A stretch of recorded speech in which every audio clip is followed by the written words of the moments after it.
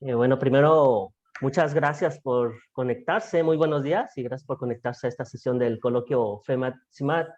Hoy tenemos el agrado de tener como invitado al doctor Roberto Hernández Palomares, investigador postdoctoral del Departamento de Matemáticas de Texas A&M University.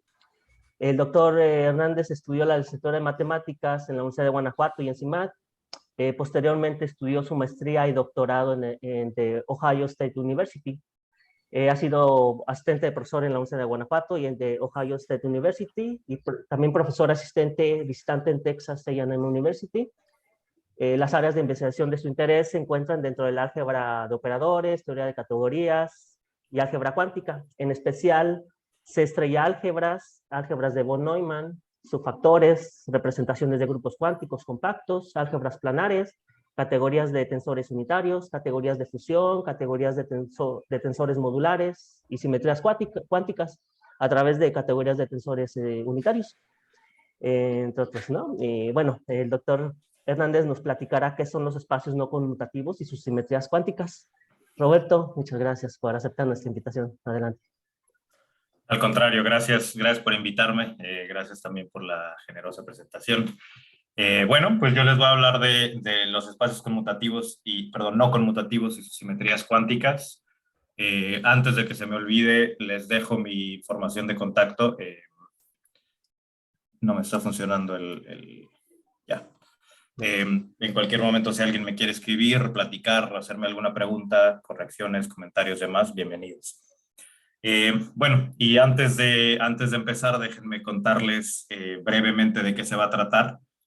Separé la plática en tres. Primero vamos a empezar hablando de espacios cuánticos, qué entendemos por esto, y nuestra ruta, digamos, conduciéndonos hacia allá, es empezando por qué es un espacio clásico, y vamos a tratar de entender la dualidad de Gelfand, y a través de esto es que vamos a entender cómo es que podemos estudiar un espacio cuántico.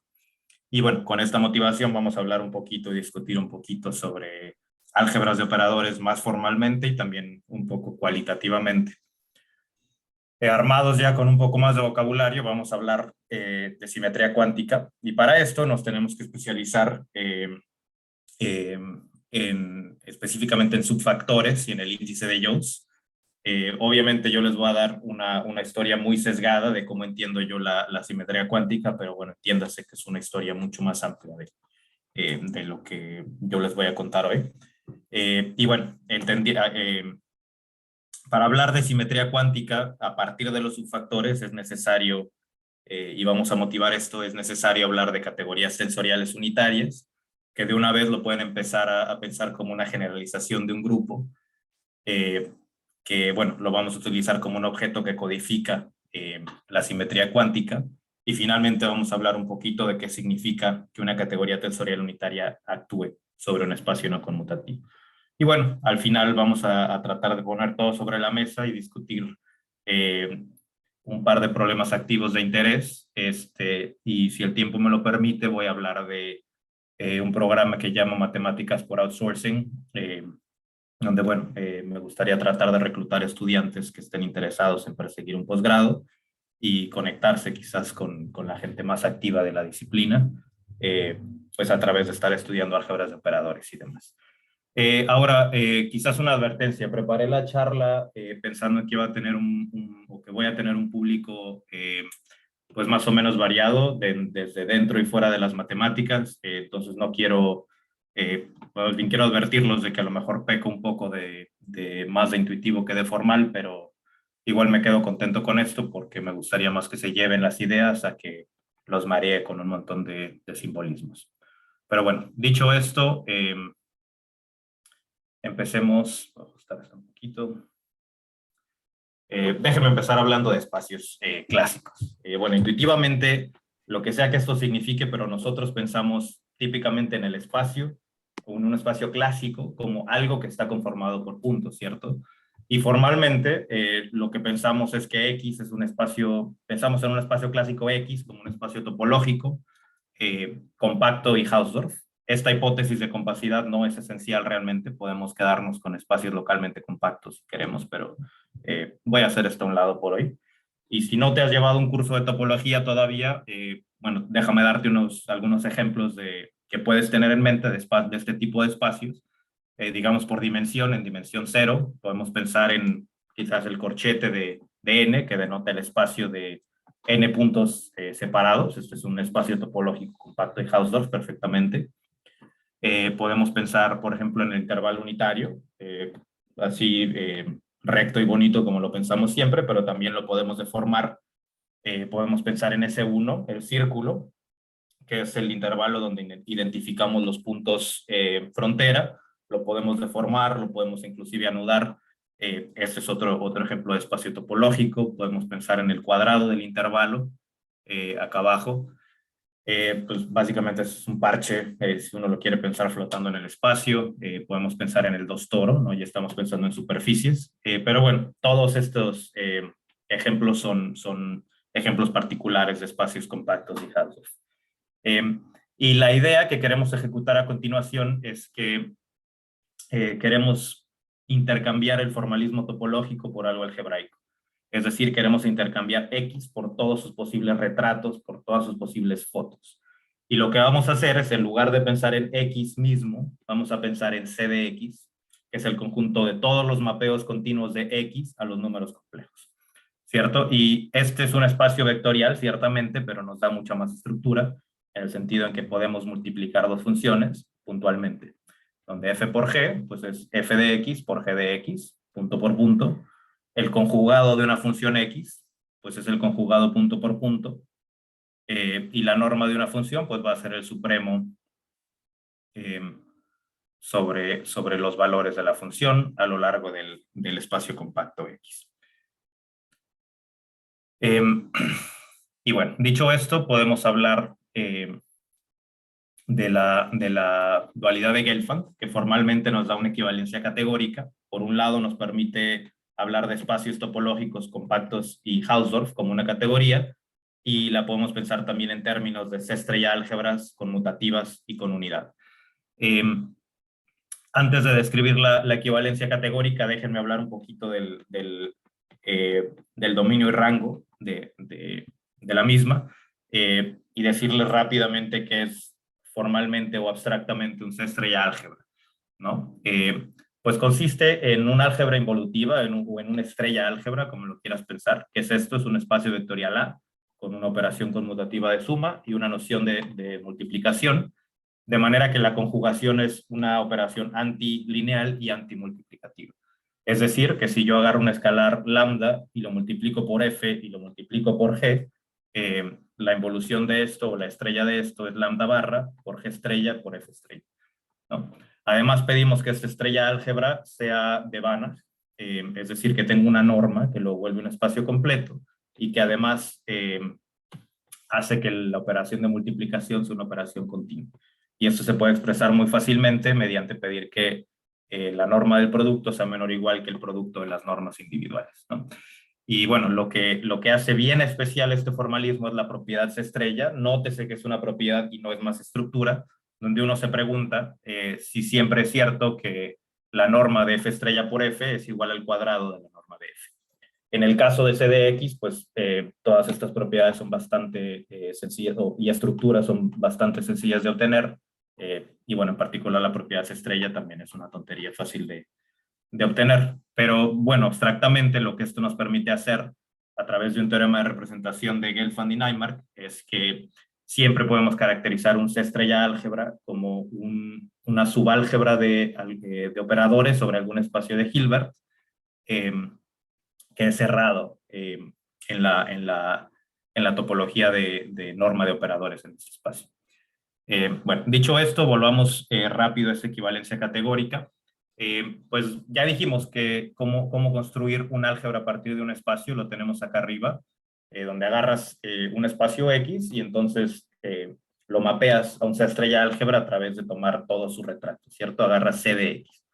Y para volver, para empezar con un C-estrella álgebra conmutativa y obtener un espacio topológico, lo que uno hace al agarrar un álgebra es tomar su espectro.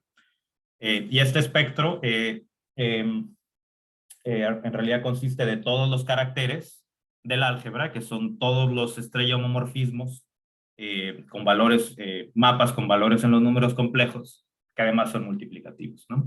Y uno le puede dotar a este espacio de una topología mediante la identificación como un subespacio del dual del álgebra, y bueno, se puede demostrar que esto resulta ser un espacio topológico compacto y Hausdorff.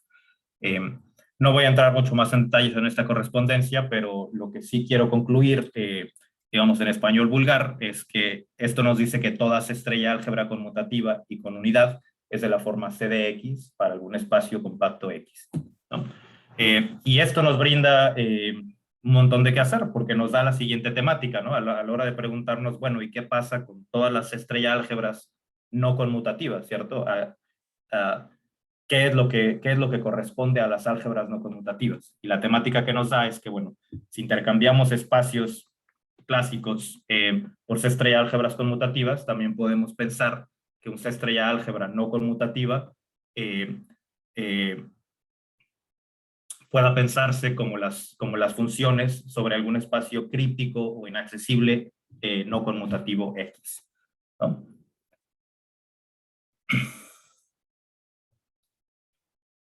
Y para tratar de entender un poquito más esta correspondencia entre C-estrella álgebras y espacios topológicos, déjenme elaborar el siguiente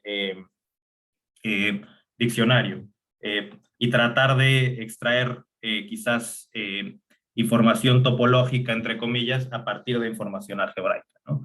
Entonces, agarrados, por ejemplo, del caso CDX, vamos a tratar de contrastar ciertas propiedades topológicas en términos de su álgebra de funciones. Entonces, pensemos que si tenemos un espacio topológico, pues ese está conformado por un montón de componentes conexas.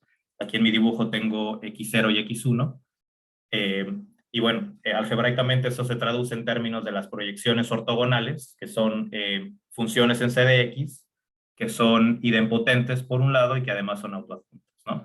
Y en lo que uno debe de pensar para esta P es en las funciones indicadoras, ¿no? Uno lo puede pensar como la función indicadora de un intervalo, la función de realmente es la función indicadora de un pedazo del espacio X.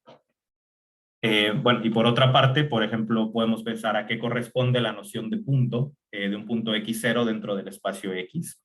Pues bueno, si uno se lo piensa, realmente uno puede identificar X0 como el ideal maximal dentro de CDX de todas las funciones f que se anulan en ese punto en particular, ¿no? Y ahora, bueno, armados con esto, con este diccionario, armados con esta temática, realmente vale la pena preguntarse si hay ejemplos interesantes de C-estrella álgebra conmutativa, ejemplos interesantes de C-estrella álgebras no conmutativas, y la respuesta es un abundante sí, ¿no? Y aquí les voy a dar una familia de ejemplos, pero la lista es vasta, digamos. En primer lugar, pues están las C-estrella álgebras de dimensión finita, que todos conocemos del álgebra lineal, es decir, las matrices, ¿no? Podemos pensar en matrices 2x2, 5x5, 20x20, y en general, digamos, en dimensión finita, podemos pensar en las álgebras multimatriciales, pues que son estos arreglos por bloque que estoy haciendo acá, donde estoy pensando en 2x2, más 3x3, más 5x5, como matrices bloque dentro del álgebra de matrices de 10x10, ¿no? Todos estos son ejemplos de C-estrella álgebras distintos, ¿no? Estos son finitodimensionales, podemos pensar en las C-estrella álgebras que son aproximadamente finitodimensionales, en la literatura las conocemos como F.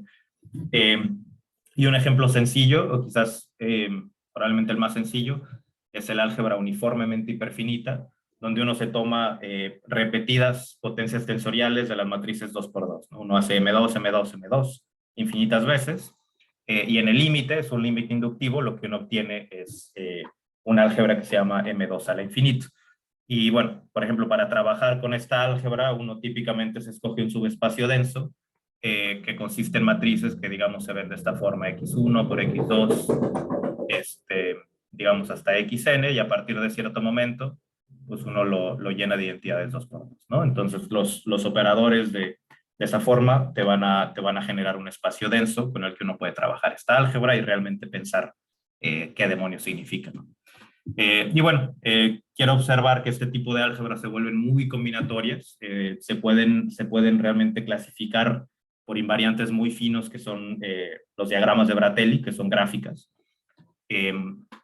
Y también existe, digamos, una mejor clasificación por categoría, que son, pues se pueden clasificar estas álgebras por homotopía, realmente, donde lo que uno hace es asociar grupos abelianos a las álgebras AF y clasificarlas a través de ello, que es un invariante más útil que los diagramas de Bratelli. Pero bueno, son ciertamente dos maneras distintas de pensar sobre la clase de álgebras AF, por una parte. Por otra, por ejemplo, están las álgebras de Kunz, que denotamos por la letra O. Tenemos ON para n igual a 2, 3 y en delante. El valor infinito está también permitido.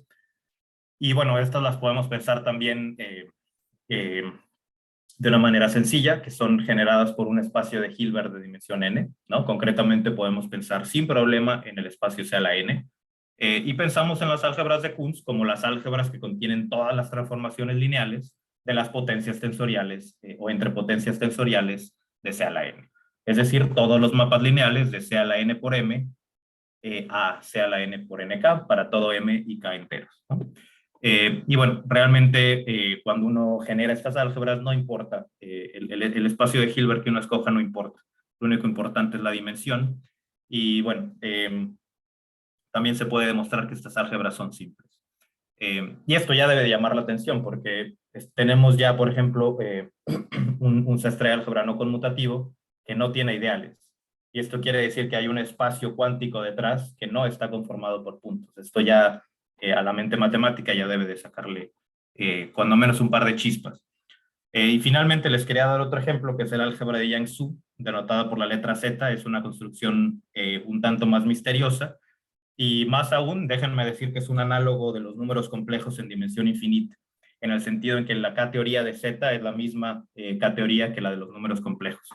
Y que esta álgebra es clave para el programa de clasificación de esa estrella de álgebras, donde realmente uno tiene que limitarse a clasificar las álgebras A, entre otras muchas cosas, que absorben tensorialmente al álgebra de Yang-Xu. Y bueno, todavía más interesante, Z es una álgebra simple y además no tiene proyecciones.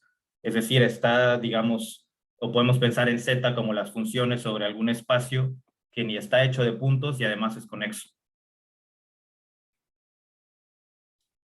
Ahora déjenme hacer algunos comentarios, quizás cualitativos, quizás informales, pero con algo de suerte un poco informativo. Y vamos a tratar de seguir contrastando qué significa decir que algo es clásico, que algo es cuántico, ¿no? Si bien esto no está del todo claro siempre, sí hay algunas diferencias cualitativas que nos permiten decir qué está pasando, ¿no? Pero bueno, históricamente, digamos, la motivación de empezar a pensar en álgebras de operadores y demás construcciones, pues viene de estudiar teoría cuántica. Y la gente se dio cuenta que las funciones reales de variable conmutativa, es decir, las funciones dentro de C de X, no son muy buenas a la hora de tratar de describir sistemas físicos pequeños, ¿no? Uno puede pensar en el fenómeno de la incertidumbre de Heisenberg, donde pues la gente se dio cuenta que el orden en el que uno efectúe las mediciones sobre un sistema importa, pues esencialmente es un fenómeno no conmutativo que jamás lo vas a poder alojar dentro de CDX, por una parte. Por otra, una propiedad más, quizás más abstracta, más matemática, de este tipo de variables reales, es que el rango de una función satisface la siguiente dicotomía: o bien es una constante o bien es un intervalo continuo, digamos. O sea, pero no hay una coexistencia, digamos, entre componentes conexas y funciones continuas, entre rangos continuos y discretos simultáneamente. Es uno o es otro, ¿no?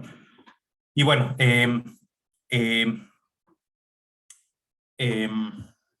quizás pasando hablando un poco de los observables en física cuántica, matemáticamente los podemos pensar como una especie de función real, pero ahora de variable no conmutativa. Es decir, abstractamente pensamos en un observable como un elemento autoadjunto de alguna álgebra estrella, ¿no? A es igual a su conjugado. Y bueno, intuitivamente pensamos en los observables como algo que corresponde o algo que codifica una superposición de estados físicos de algún sistema, y todos los posibles valores que podemos obtener de ese observable están alojados en el espectro de A. Y bueno, el espectro de un elemento en una álgebra estrella es algo análogo a lo que hacemos cuando calculamos los eigenvalores de una matriz de n por n, por ejemplo, ¿no? Y digamos, conectando mi punto 2 con mi punto 3, cuando miramos el espectro de un operador autoadjunto, ciertamente es posible cocinarse ejemplos donde uno permite la coexistencia de un espectro continuo con un espectro discreto, ¿no? Lo que hace cualitativamente a la variable no conmutativa radicalmente distinta a la variable conmutativa.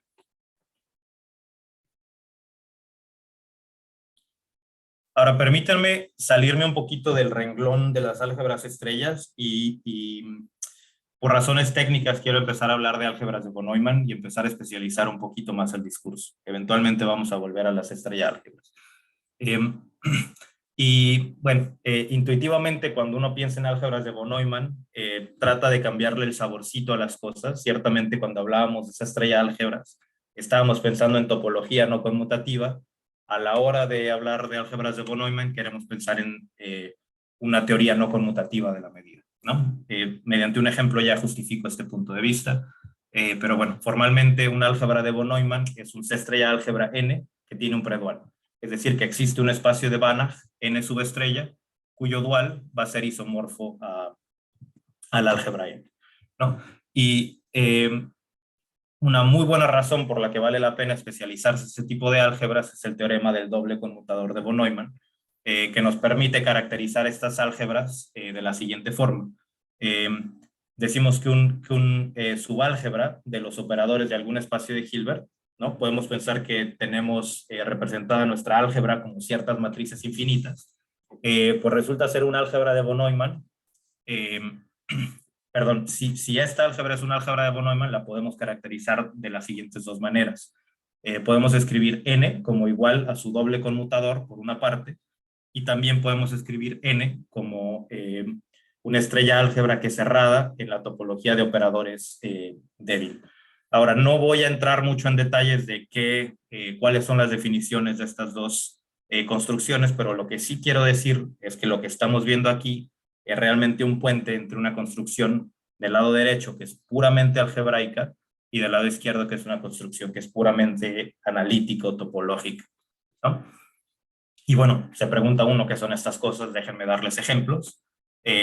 Los primeros tres ejemplos realmente son parte de la misma familia. Podemos pensar en los números complejos. Perdón, podemos pensar en las matrices n por n. Podemos pensar en todos los operadores acotados sobre un espacio de Hilbert, ¿no? Realmente este formalismo nos permite englobar a todos estos ejemplos donde permitimos que H sea de dimensión 1, 2, hasta dimensión contable, ¿no? Podemos dejar que H sea L2 chica de n, por ejemplo. Otro tipo de ejemplos, como álgebras von Neumann conmutativas, y justificando nuestro logo acá arriba, pues podemos pensar en las álgebras L infinito de 0, 1, que ahora son todas las funciones del intervalo de los números complejos, pero ahora pedimos que sean medibles, ¿no? que es una condición mucho más débil que la continuidad que nos piden las estrellas álgebras. Y otro ejemplo particularmente interesante es el factor hiperfinito de tipo 2,1. Voy a dar un poquito más de información de R conforme caminemos, pero sin decirles muchos detalles sobre qué es y cómo se construye, les voy a dar dos construcciones diferentes. Podemos pensar en la clausura débil de operadores de esta álgebra hiperfinita 2 al infinito de la que hablamos anteriormente, y también la podemos escribir como el álgebra de von Neumann del grupo S infinito, donde S infinito son todas las permutaciones de los números naturales que tienen soporte finito, ¿no? Hay un montón de formas de obtener R, que todas van a dar el mismo resultado, y esto no es coincidencia.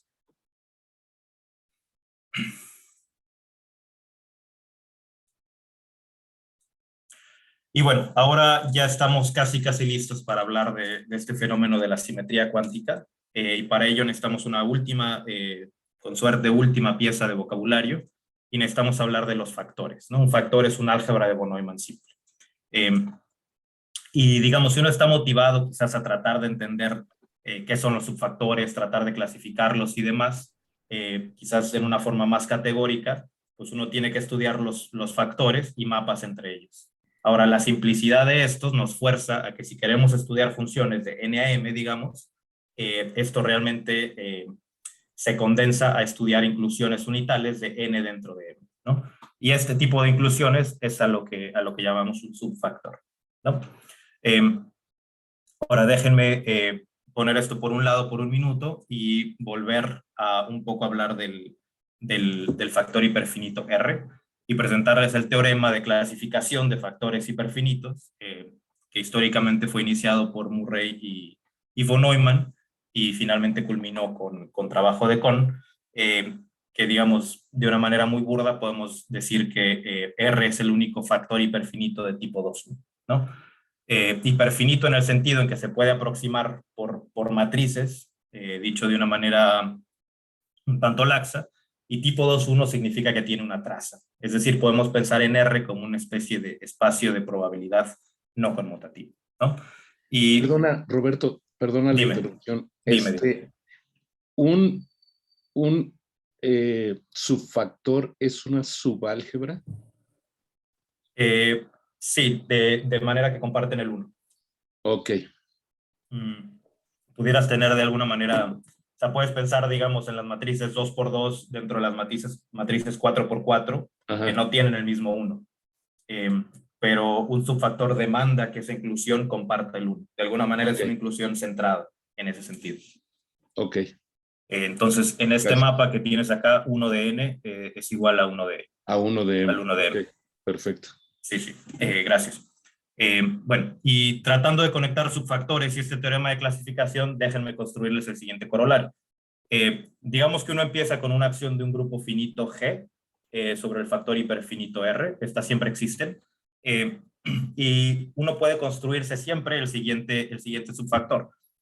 Uno se puede cocinar los puntos fijos de la acción de G y por este teorema de clasificación estos puntos fijos resultan ser, por un lado, bueno, obviamente un subconjunto de R, pero por otro es algo isomorfo a R. Entonces, por ejemplo, si uno está planeando estudiar teoría de grupos y cómo los grupos finitos actúan sobre sus diversos G espacios, pues naturalmente uno puede pensar en los subfactores y de hecho un subfactor de esta forma como lo tengo aquí recuerda el grupo y la acción del grupo esencialmente, ¿no? Entonces, bueno, esto nos dice que pensar en subfactores involucra pensar de entrada en toda la teoría de grupos finitos, volviéndole un problema bastante natural, ¿no? Ahora, por ahí de 1983, Von Jones inventa esta noción del índice para un subfactor, bueno, antes de decirles qué es, intuitivamente, si uno empieza con un subfactor n dentro de m, uno trata de dar una noción de dimensión de m sobre el subálgebra n, ¿no? Digamos, cómo uno puede describir el álgebra m utilizando información que proviene del álgebra n, ¿no? Vulgarmente, quizás es la forma de describirlo, ¿no? Y bueno, la forma de construirlo es un poco inspirado por la teoría de Galois, donde uno ve, digamos, las extensiones de un campo como espacios vectoriales sobre un subcampo. Bueno, ahora vamos a seguir la misma idea, pero pues ahora con los espacios no conmutativos, ¿no? Entonces, lo que vamos a tratar de hacer es, partiendo de esta inclusión, mirar a M como un módulo sobre el álgebra chica. Siempre podemos poner el álgebra chica o el subfactor actuar sobre M mediante multiplicación, y al descomponerlo en sus partes irreducibles, digamos que podemos descomponer M como n módulo, como una amplificación de n grande a la n chica, más una parte proyectiva, ¿no? Y definimos entonces el índice de la inclusión o el índice del subfactor M sobre n como Sn más la traza de esa proyección, ¿no? Y bueno, realmente esta parte no es la más novedosa de cuando uno empieza a considerar el índice de un subfactor, con otro formalismo, digamos, que la gente ya conocía de esto y sabía. De hecho, parte de la motivación para estudiar álgebras de von Neumann era que esta dimensión podía darnos valores continuos, no solamente enteros, pero lo que sí fue realmente un parteaguas en la teoría fue que en este mismo artículo de 1983, Jones demuestra su famosísimo teorema de la rigidez, que nos dice básicamente, no es cierto que el índice tome cualquier valor continuo entre 1 e infinito, sino que se parte en dos, donde la primera parte es un espectro discreto, ¿no? Son estas partes reales de raíces del 1, de esta forma 4 coseno cuadrado de pi sobre n, y a partir de 4 a infinito, ahí sí ya puede tomar cualquier valor que gustes, ¿no? Y esto no deja de ser ya bastante altisonante per se, ¿no? ¿Cómo es posible que, o sea, qué es lo que está pasando entre 1 y 4, que no puedo yo variar continuamente, y de repente de 4 en adelante ya puedo hacerlo, ¿no? Vamos a tratar de explicar un poquito qué es lo que está pasando, pero antes de cambiar de diapositiva, déjenme comentar que no solamente Jones restringió los valores de este índice, sino que además saturó todos estos valores solamente utilizando subfactores de R, solamente utilizando subfactores de este tipo, como el que tengo acá.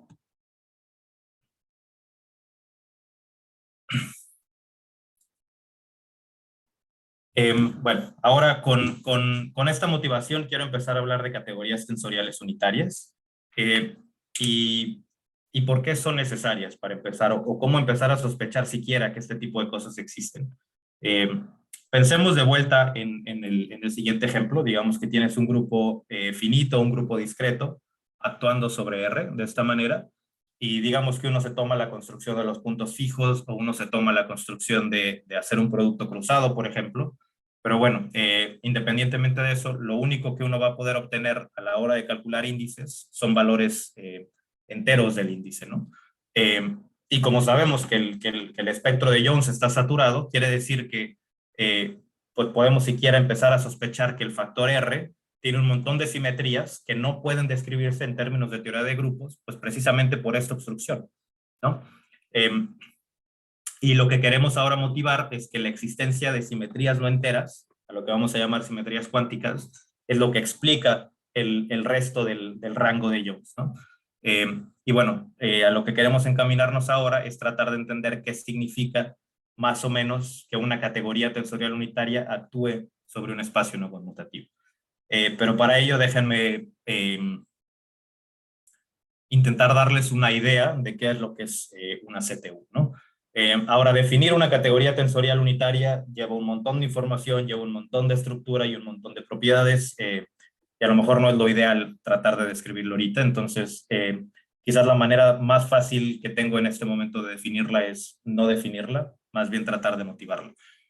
Y lo que quiero pensar, o quizás lo primero que uno piensa cuando ve una categoría tensorial, es en una categorificación de un anillo, ¿cierto? Uno quiere pensar en una categoría que está conformada por objetos y por morfismos entre estos objetos, y uno quiere pensar en que puede multiplicar tanto los objetos como los morfismos, ¿no?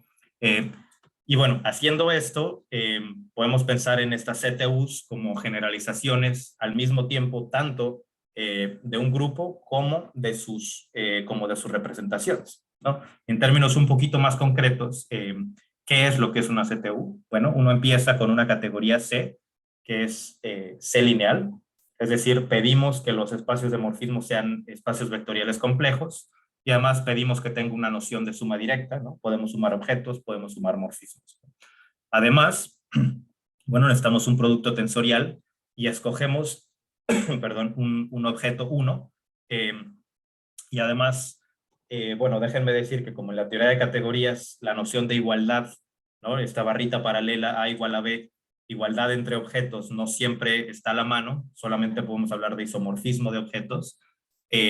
Hablar de asociatividad de este producto se vuelve mucho más engorroso, quizás mucho más sofisticado, y para ello es que necesitamos agregar alfa, lambda y rho, que son los datos de coherencia de la categoría, y pedimos que satisfagan además un montón de axiomas, entre ellos cómo formalizar que este 1 realmente sea una unidad del producto tensorial, que nuestro producto tensorial sea asociativo, etcétera, ¿no?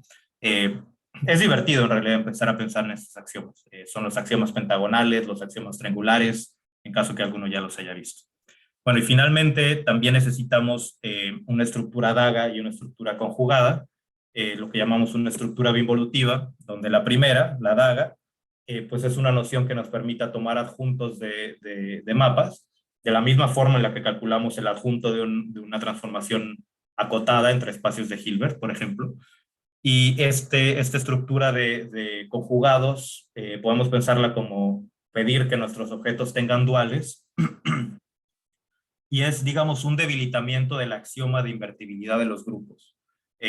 Y de alguna manera nos permite pensar que los objetos en nuestras categorías, en algún sentido formal, de hecho, son de dimensión finita, ¿no? Para eso es que nos sirve este axioma. Y bueno, realmente en abstracto lo que uno está haciendo cuando junta todas estas estructuras y sus propiedades es que uno está tratando de escribir la teoría de representaciones prescindiendo de los espacios vectoriales.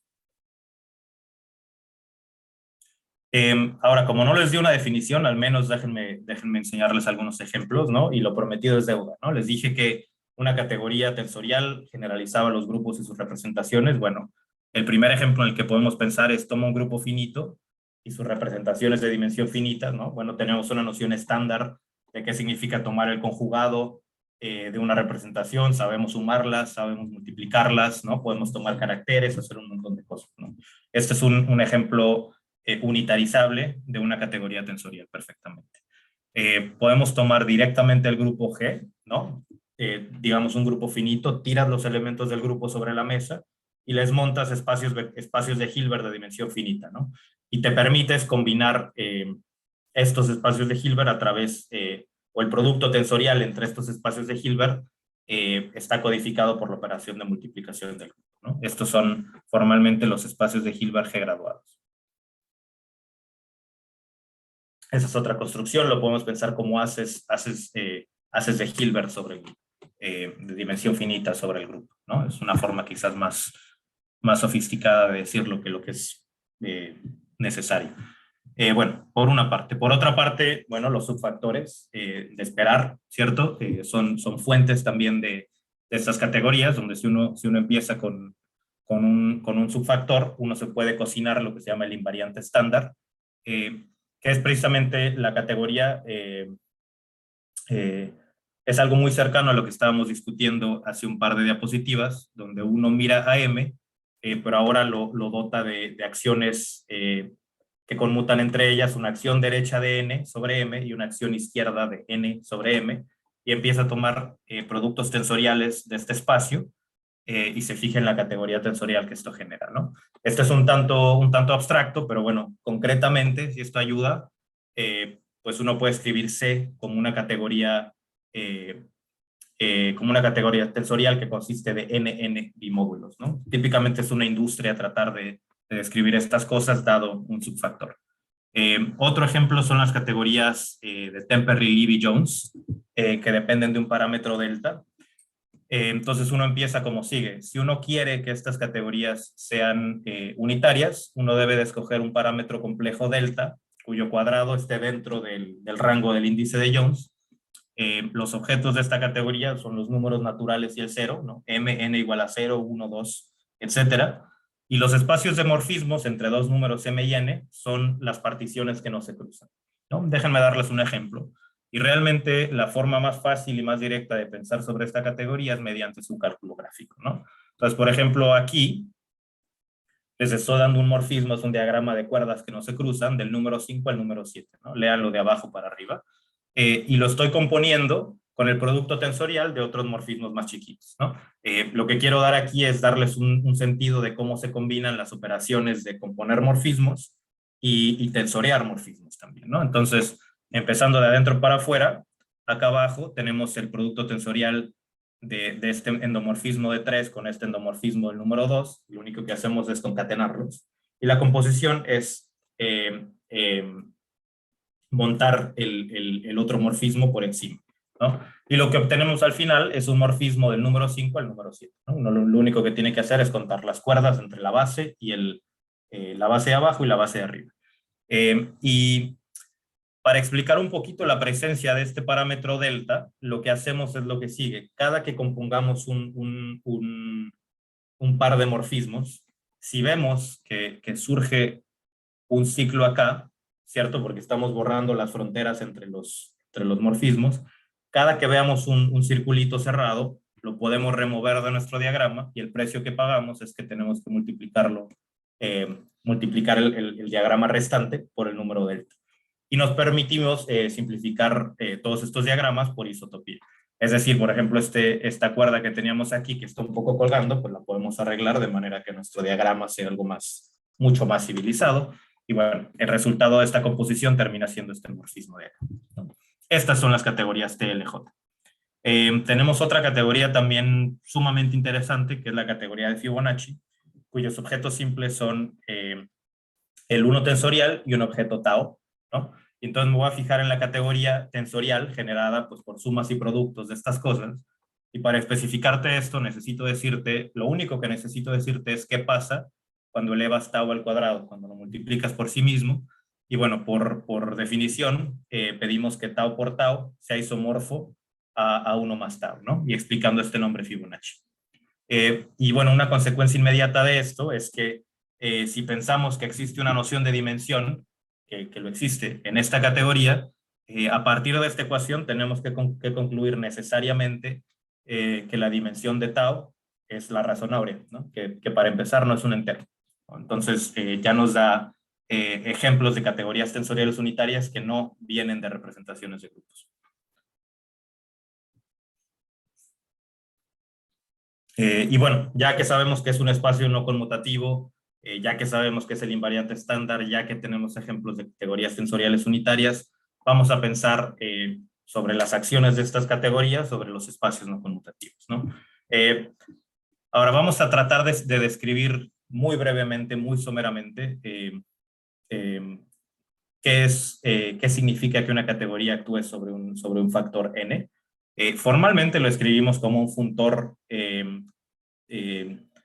¿cómo se dice? Fiel y pleno de C a la categoría de bimódulos sobre el álgebra n, que además es compatible con las estructuras tensoriales de su dominio y su rango, ¿no?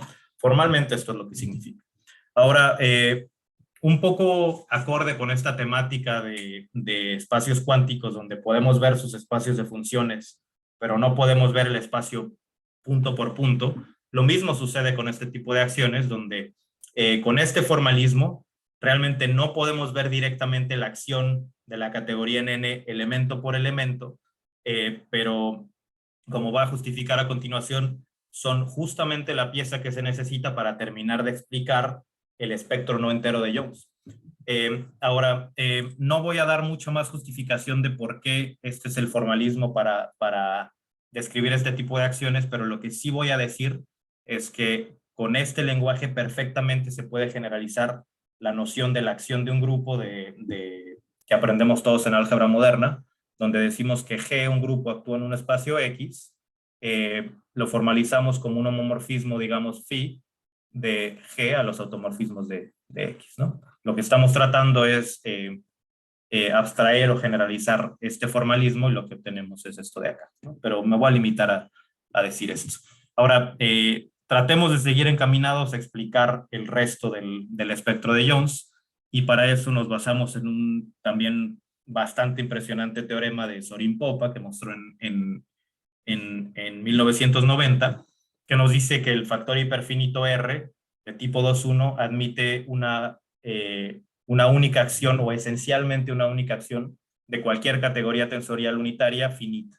Esto significa que su clase el conjunto de clases de isomorfismos de objetos simples es un conjunto finito. Y bueno, con este teorema en mano, lo que podemos concluir es que cualquier extensión finita de R, en otras palabras, cualquier subfactor de índice de Jones finito, se puede describir como la inclusión de R sobre una especie de producto cruzado generalizado, donde uno multiplica el factor hiperfinito mediante la acción alfa por Q, donde Q es lo que se llama un Q-sistema, ¿no? Este formalismo es también perfectamente una generalización de lo que uno obtiene cuando toma productos cruzados, digamos, de una acción regular de un grupo, ¿no? Es una generalización directa de lo mismo, excepto que reemplazamos ahora la noción de grupo por la noción de un Q-sistema que es un elemento especial dentro de nuestra categoría, ¿no?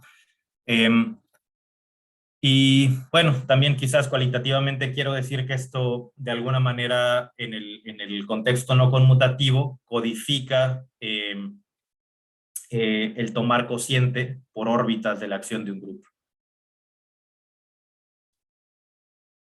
Bueno, dicho esto, creo que ahora es el punto de tratar de devolvernos a estudiar C-estrella álgebras desde el punto de vista de las simetrías cuánticas, ¿no?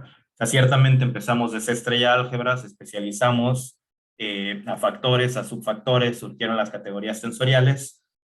Bueno, ahora vale la pena pensar en qué se sabe de C-estrella álgebras desde la perspectiva de simetrías cuánticas. Más aún, bueno, en recientes años se completó la clasificación de álgebras estrella mansas, y bueno, siguiendo la evolución natural de las cosas, digamos, si uno ve lo que pasó en las álgebras de von Neumann una vez que se clasificaron los factores hiperfinitos, lo que siguió fue el estudio de subfactores. Bueno, naturalmente queremos pensar que una vez que se han clasificado las álgebras estrellas, ahora lo que sigue es estudiarlas desde el punto de vista de sus simetrías cuánticas, ¿no? Entonces la pregunta es, ¿qué sabemos sobre álgebras estrellas en este contexto? Bueno, por nombrar algunos resultados, por ejemplo, de una manera muy directa, muy ingeniosa, Masaki Izumi en el 93 explícitamente describió acciones de esta categoría Fibonacci sobre el álgebra de Kunz en dos elementos. Nótese que esta categoría no es entera, no es un grupo actuando en un espacio. También, por ejemplo, entre otras muchas construcciones, en ese mismo artículo construyó explícitamente acciones de la categoría Ising sobre el álgebra de Kunz en tres elementos. No mencioné esta categoría Ising anteriormente, pero es una categoría con tres objetos simples. Bueno, por otra parte están las construcciones de Ogneanu, Jones y, bueno, en realidad toda la industria de los subfactores, donde también de una manera muy directa, muy pedestre, se pueden construir acciones de categorías tensoriales unitarias finitas. Estas típicamente se llaman categorías fusión, sobre C-estrella álgebras aproximadamente finito-dimensionales, ¿no? Más recientemente, trabajo conjunto mío junto con Mike Harglass, mostramos en el 2020, hace ya 2 años, que cada categoría tensorial unitaria actúa en algún C-estrella álgebra que se puede construir directamente a partir de la categoría, ¿no? Y de hecho, invariantes tipo de K-teoría de este C-estrella álgebra se pueden describir a partir de datos algebraicos puramente provenientes de la categoría C. Y bueno, como corolario a este teorema que mostramos, también podemos concluir que existe un C-estrella álgebra simple, unital y separable, que es un receptáculo universal de simetría cuántica. Es decir, que existe un C-estrella álgebra B, de manera que toda categoría finita admite una acción en este B, ¿no? De alguna manera análogo al hiperfinito en ese sentido, al hiperfinito R en ese sentido. Y también más recientemente Coy Jones mostró que pues la simetría clásica y la simetría cuántica no son necesariamente fenómenos disjuntos. De hecho, mostró que existen simetrías cuánticas en un espacio clásico, y lo que él construyó son acciones de estas categorías de espacios de Hilbert G graduados actuando sobre C-estrella álgebras conmutativas, ¿no? La diferencia entre esta categoría y la que describí hace algunos minutos es que estos datos de coherencia están torcidos ahora por un 3 cociclo omega, que quiere decir que estas categorías no solamente toman en cuenta la multiplicación del grupo, pero también la cohomología del grupo a la hora de construirse, ¿no? Y bueno, ciertamente esto es algo que no es un grupo actuando sobre un espacio conmutativo. Y bueno, ya para concluir, déjenme centrar esto un poquito, y hablar un poquito más del álgebra de Yang-Xu, déjenme contrastar Z contra R, ¿no? ¿Y por qué hago esto? Bueno, porque R y Z ambos juegan papeles completamente similares en sus respectivos programas de clasificación. O sea, R, la clasificación de factores inyectivos realmente está sujeta a clasificar aquellos factores N que tensorialmente absorben a R, ¿no? De la misma manera, la clasificación de C estrella de álgebras está limitada a aquellas C estrella de álgebras que tensorialmente absorben al Yang sub Z, ¿no? Y también estas dos álgebras por separado tienen esta propiedad de autoabsorbencia, que bueno, en el caso de R se puede demostrar isomorfo a cualquier número de potencias tensoriales, ¿no? R va a ser isomorfo a R por R por R cuantas veces quieras. Lo mismo que Z va a ser isomorfo a Z por Z por Z, ¿no? Es autoabsorbente. Y lo que uno puede lograr, digamos, a partir de permutar estos factores, es que tanto R como Z van a admitir acciones externas de cualquier grupo finito, ¿no?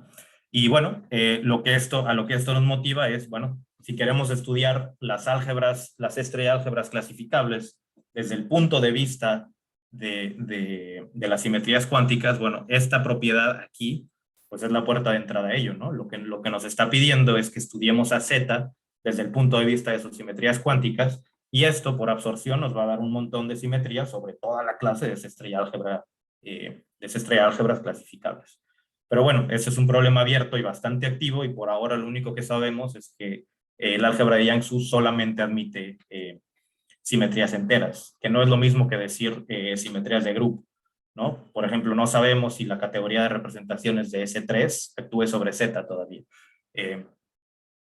Esto sigue siendo un problema súper interesante, quizás con el bemol de que las categorías ya no pueden ser no enteras, pero bueno, sigue habiendo un mundo de cosas por explorar aquí que están completamente abiertas.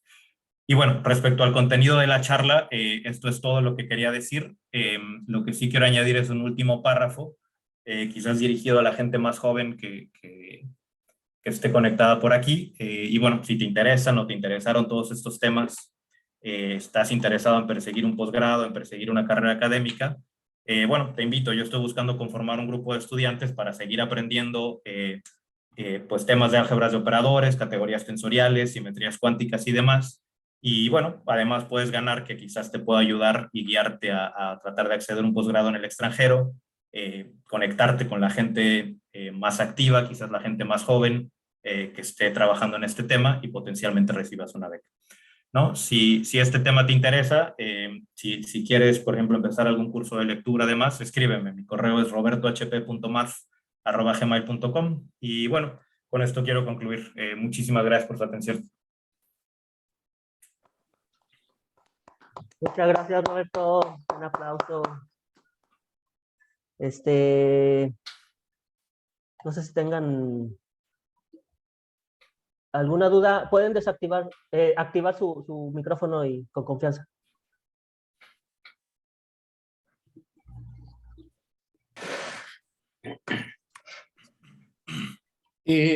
Solamente comentar un detallito sobre el rollo cuántico y el rollo clásico, y cómo originalmente veía la gente la transición entre los problemas de la mecánica clásica y la mecánica cuántica. Hay un libro escrito en 2 volúmenes de Varadarajan que se llama The Geometry of Quantum Mechanics. Y es muy interesante que ubica una parte de la diferencia en construir la lógica asociada a los subconjuntos de un espacio de configuración o de un espacio fase, que es como se describen los sistemas clásicos, a la relación entre subespacios cerrados de un espacio de Hilbert. Y es muy chistoso que, como lo hace Varadarajan, o como ubica ahí la diferencia, hay una mezcla entre la topología el álgebra lineal y el análisis de los operadores en los espacios de Hilbert involucrados. Pero el punchline, digamos, es que a los sistemas clásicos les asocia una lógica clásica que viene dada por ejemplo, el P implica Q, lo sustituye por P subconjunto de Q. O sea, pensando en P y Q como subconjuntos del espacio de configuración. Y tiene una lógica con eso, la negación es el complemento, en fin, y tiene un teorema de la deducción. En el caso de los sistemas cuánticos, como lo ve Varadhajan, es otra vez la P implica Q, P es subespacio de Q, donde P y Q son subespacios cerrados de un espacio de Hilbert. La diferencia con la lógica que obtiene de esta manera es que las proposiciones I y O, las operaciones de I y O, que estarían dadas por intersección y unión en el caso de los conjuntos, intersección y suma directa en el caso de los espacios de Hilbert, no son distributivas. No distribuye la I sobre la O como en la lógica clásica. Y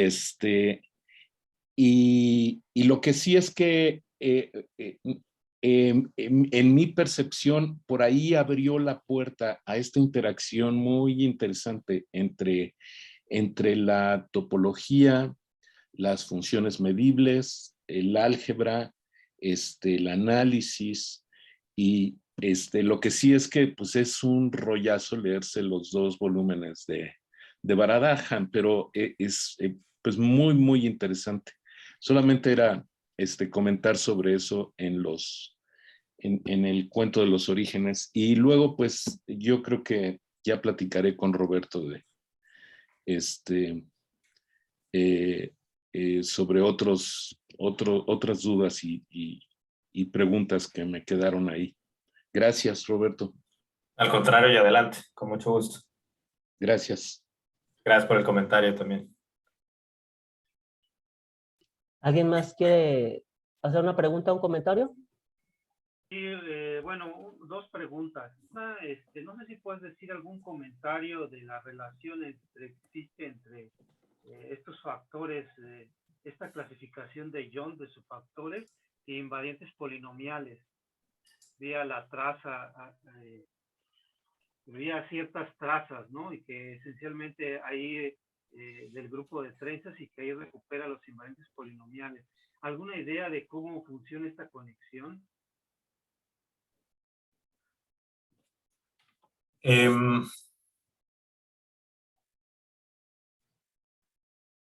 Lo que puedo hacer es quizás dirigirte o darte algunas ideas de dónde leer, que quizás igual pudiéramos leerlo juntos en algún momento y platicarlo. Está este artículo famoso, creo que realmente fue la razón por la que Jones se gana la medalla Fields, bueno, o una de las grandes razones, que es este artículo, ¿cómo se llama? Es como aplicaciones de álgebras de von Neumann en teoría de nudos. Entonces, o sea, por ejemplo, típicamente lo que uno trata de hacer es, ¿cómo decirlo? Déjame organizarme un segundo.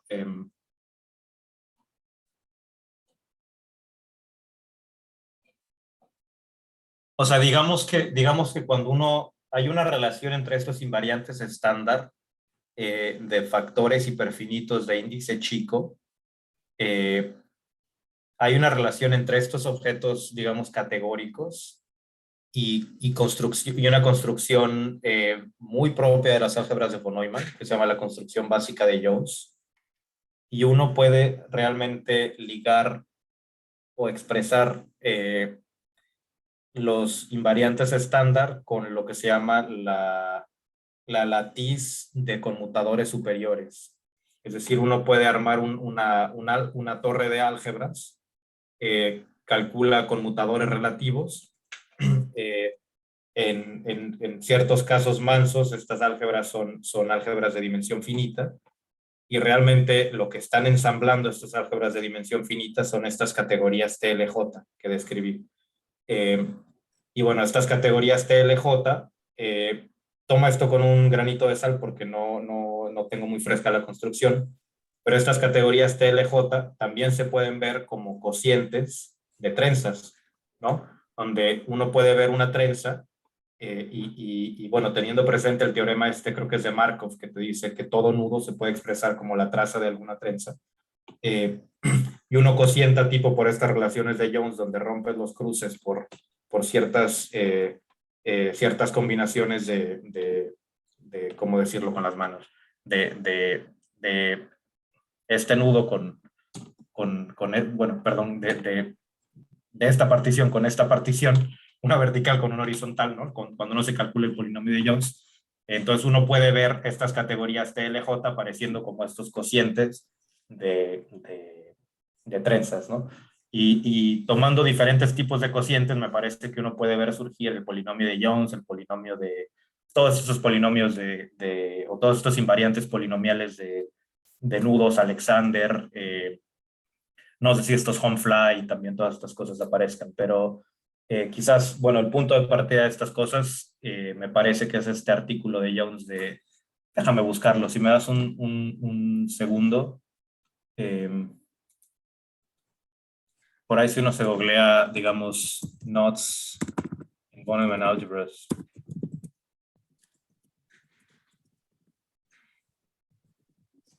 Y bueno, otra fuente que te puedo dar, quizás un poquito más elaborada que el artículo inicial, es, hay un libro de Von Jones que lo escribe junto con Sunders, es de este editorial de Londres, que se llama Introduction to Subfactor Theory, Introducción a la teoría de subfactores, y al final trae un apéndice de todo este rollo del cálculo gráfico del invariante estándar, relaciones entre álgebras de von Neumann con nudos y también con sistemas spin en física.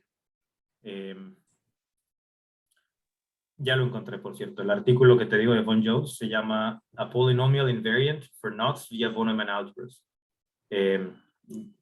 No sé si te estoy dando noticias acá, pero bueno, yo empezaré mirando por ahí.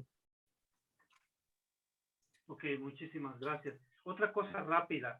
Por ejemplo, si en el círculo tú tomas una rotación con ángulo irracional, el cociente pues es un espacio no conmutativo, ¿no? ¿Qué categorías uno podría, o qué simetrías uno podría actuar, por ejemplo, en estos? Supongo que unas zonas del teorema de Jones, ¿no? De estas Hilbert sobre una cohomología, algo así. La pregunta es, bueno, más bien quizá un poco más planteándola bien. Entonces yo tengo un espacio no conmutativo formado por un cociente del círculo entre una rotación irracional. ¿Cómo encuentro categorías que actúen en este espacio no conmutativo? Sí. Típicamente uno tendría que poner ciertas hipótesis razonables sobre la acción, que la acción sea externa, o que sea libre, este tipo de cosas. Ahora, en el caso o sea, este tipo de preguntas, tan fáciles de hacer como son, se vuelven muy difíciles cuando uno cambia del contexto de medida a topología. Es decir, cuando uno quiere hacer esas preguntas en el ámbito estrella, fuera del ámbito de von Neumann. Y parte de las razones son las siguientes. Por ejemplo, si tú tienes un grupo, digamos, digamos que tienes una acción minimal del círculo en el factor hiperfinito, y tú tomas un cociente de eso, de vuelta lo que vas a obtener como puntos fijos es el factor hiperfinito, ¿no? Ahora, por ejemplo, cuando tú tienes una acción del círculo en un álgebra estrella, los puntos fijos, pues ve tú a saber qué son una cosa salvaje. O sea, no puedes decir muy fácilmente en base al álgebra y en base a la acción cuál es el subfactor, por decirlo de una manera. y asociar un invariante estándar, es decir, asociar una acción de categorías que te recupere esa extensión, es un problema abierto, o sea, es parte de lo que yo trabajo. Bueno, por ejemplo, más allá de, digamos, álgebras AF, más allá de álgebras de Kunz, o más allá, por ejemplo, de álgebras estrella que sean de tipo 2, en el sentido que tengan una traza y completen algún factor de von Neumann de tipo 2, muy poco es sabido. Y naturalmente muy poco es sabido porque la clasificación de esa estrella de álgebras es mucho, mucho más rica que la clasificación de factores hiperfinitos, que te dice que hay uno solo. Entonces, bueno, calcular este tipo de cosas es bien, bien complicado, es bien interesante y uno se tiene que ir de ejemplo a ejemplo. En el caso de la rotación irracional, por ejemplo, me parece que nada se sabe, más allá de los grupos, digamos. Ok, muchas Eh, gracias. No, de nada, gracias por la pregunta. Muy bonita plática. Gracias, gracias. ¿Alguien más tiene alguna otra pregunta? Hay un artículo reciente, Otto, no sé si ya te lo había mencionado, de Sergio Girón con Sam Eddington. Es de hace un año o hace 2 años, tiene que estar en el archive todavía. Donde, por ejemplo, ellos son quienes demuestran que Yang-Su solamente admite simetrías enteras. Y tienen también, por ejemplo, restricciones, imagínate, son de tipo aritméticas, de tipo de divisibilidad, donde, por ejemplo, estas álgebras AF, hay restricciones de este tipo de teoría de números, en términos de las dimensiones de los objetos en la categoría para que ésta actúe en el álgebra. Y si no me equivoco, también algo mencionan, vagamente recuerdo que algo mencionan sobre simetrías cuánticas de rotaciones irracionales. Entonces, por ahí lo puedes mirar. Es muy fácil de encontrar el artículo. Si quieres, después escríbeme un correíto y te lo paso con gusto también. Órale, muchas gracias, doctor. Dale, con gusto. Bueno, pues, si nadie más tiene comentarios o preguntas, le agradecemos nuevamente al doctor Hernández por su bonita charla. Gracias, Roberto. Muchas gracias. Gracias por venir. Y gracias por invitarme también. Que estén bien. Gracias. Un saludo, éxito. Gracias a todos. Gracias. Hasta luego. Nos Buenos vemos. días. Gracias, Roberto. Contrario, que estén bien todos. Gracias. Gracias. Hasta luego. Luego, gracias. Gracias, hasta luego. Gracias.